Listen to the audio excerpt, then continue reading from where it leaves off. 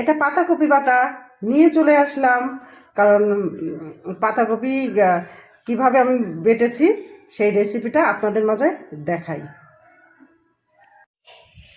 পাতাকপিটা বড় বড় করে কেটে নিয়েছি। কি জন্য?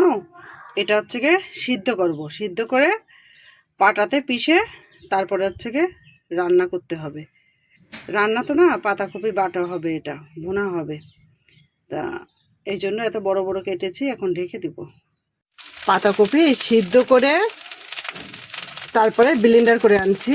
এবার এই যে ভেজে রাখা যে মশলা এর ভিতর আমি দিয়ে দেব। মরিচের গুঁড়া দিতে হবে, তো এবার লবণ দেব, হলুদ দেব, মরিচের গুঁড়া দেব। এখানে লবণ, মরিচের গুঁড়া, হলুদ এই তিনটা উপকরণ একসঙ্গে দিয়ে এবার নাড়াচাড়া করব। আর বিশেষত এটা সরষের তেল দিয়ে রান্না করার ট্রাইটা করবেন, কারণ সোয়াবিনের তেলের থেকে সরষের তেলের রান্নাটা ভালো হয় এই কফি বাটাটা। আর এটা এইভাবে এখন যতক্ষণ নাড়ে নাড়ে নাড়ে নাড়ে লাল লাল না হবে ততক্ষণ পর্যন্ত এটাকে রান্না করা লাগবে। তাহলে আমারটা রান্না হতে থাকুক।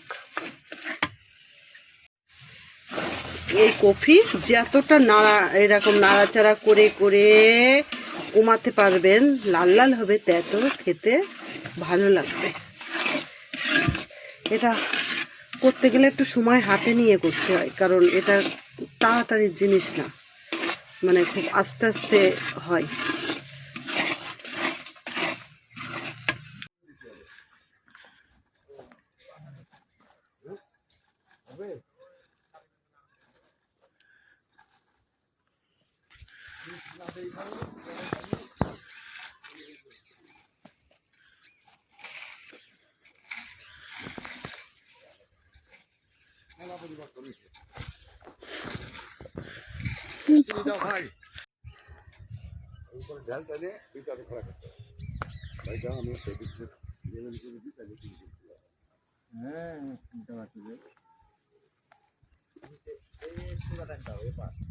বলো,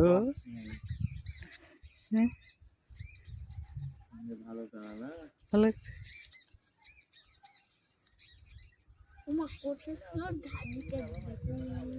ওটা ধান ক্ষেত না, ওটাও সরিষার ক্ষেত। হ্যাঁ, তাকাও। মনা মা, তুমি কোথায় এসছো বলো তো? সরিষা ক্ষেত, সরিষা ক্ষেত। হ্যাঁ, কি সুন্দর লাগ, দেখো মাম, কি সুন্দর লাগছে। তুমি আমার দিকে তাকাও না, ইস একেবারে তাকাও, আমার দিকে তাকাও। ইরে বাবা, কত সুন্দর।